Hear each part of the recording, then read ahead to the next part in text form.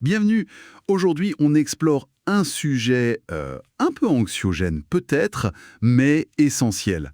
Qu'est-ce qu'on risque vraiment financièrement si on est hospitalisé en France sans mutuelle? Oui, bonjour. On a regardé pas mal de documents, des chiffres assez récents, pour essayer de démêler le vrai coût. L'objectif, c'est de comprendre ce que la Sécu couvre, ce qui reste à charge, et puis quelles sont les solutions s'il y en a. Exactement, parce que les sommes peuvent vite devenir considérables. On sous-estime souvent ce risque. Alors, commençons par la base. On entend souvent que la sécurité sociale couvre 80% des frais d'hospitalisation. C'est bien ça la règle générale. C'est ça, dans la plupart des cas. La Sécu prend 80% et les 20% qui restent, c'est ce qu'on appelle le ticket modérateur. Ça, c'est pour le patient. Sauf cas particulier. On y reviendra. Oui, voilà. Mais déjà, ces 20%, ça peut représenter beaucoup, non? Si on regarde les tarifs journaliers moyens, Ah oui, tout à fait. les chiffres qu'on a pu consulter donnent le vertige parfois. On parle d'environ 1370 euros par jour en médecine, c'est ça, hein? Et plus en chirurgie. Oui, autour de 1800 euros en chirurgie. Et ça peut même grimper jusqu'à 5000 euros en soins intensifs par jour. C'est énorme. Prenons un exemple concret. Une chirurgie assez classique, disons sur 5 jours. Ok. À 1800 euros par jour, ça nous fait un coût total de 9000 euros.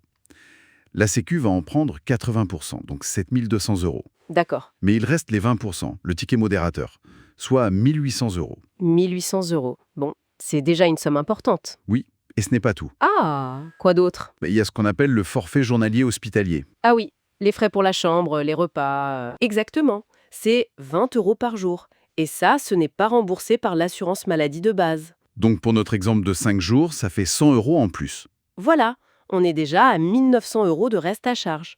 Et les sources qu'on a vues parlaient aussi d'autres frais possibles. La chambre particulière, par exemple. Oui, alors ça, c'est un confort supplémentaire.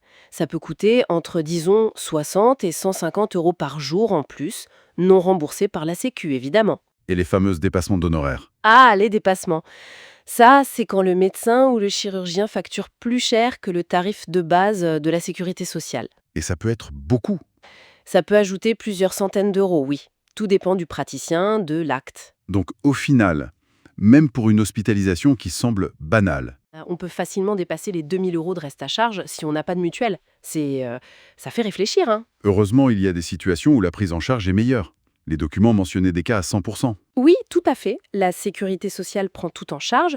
Enfin, presque tout. Le forfait journalier reste souvent dû, dans certains cas précis. Lesquels, par exemple? Alors, si l'hospitalisation dure plus de 30 jours, à partir du 31e jour, la Sécu couvre à 5%. D'accord, pour les longs séjours. Oui, c'est aussi le cas pour les soins liés à la grossesse, mais attention, seulement pendant les 4 derniers mois, et pour les 30 premiers jours de vie d'un nouveau-né. Et il y avait d'autres cas aussi. Oui, les accidents du travail et les maladies professionnelles. Là aussi, c'est pris en charge à 100%. Et les ALD, affections de longue durée. Exactement.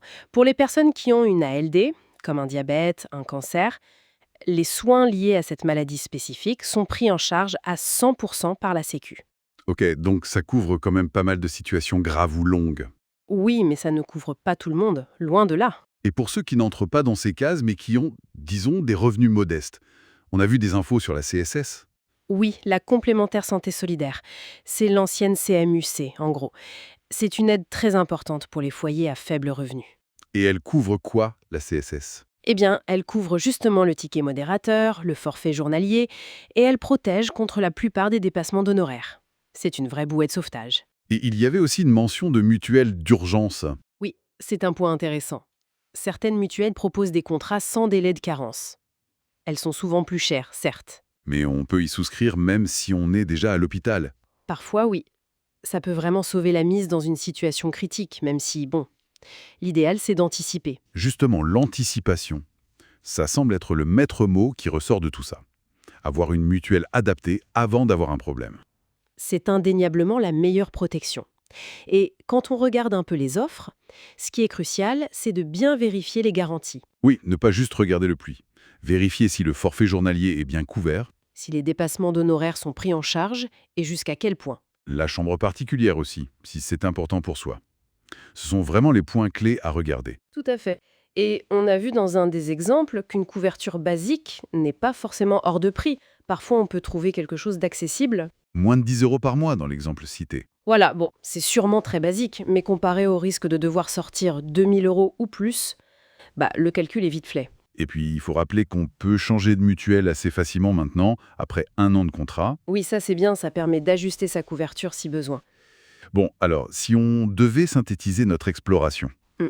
On dirait que oui, une hospitalisation sans mutuelle, ça représente un risque financier majeur, c'est clair. mais qu'il existe des solutions, des filets de sécurité. Voilà, la Sécu dans certains cas, la CSS pour les plus modestes, et surtout, l'anticipation avec une mutuelle bien choisie. L'information est clé. Ça invite vraiment chacun, chacune, à peut-être revoir sa propre couverture santé. Est-ce qu'elle est vraiment adaptée en cas de coup dur? C'est exactement ça, une évaluation nécessaire. Et au-delà de cette évaluation très pragmatique, des coûts, des garanties, ça soulève peut-être une question un peu plus profonde. Ah oui. Laquelle? Finalement, quelle valeur est-ce qu'on accorde à sa tranquillité d'esprit? Savoir qu'on est couvert quoi qu'il arrive, ou presque, ça a un prix, certes, mais ça apporte une sérénité qui, elle, n'a pas vraiment de prix, non?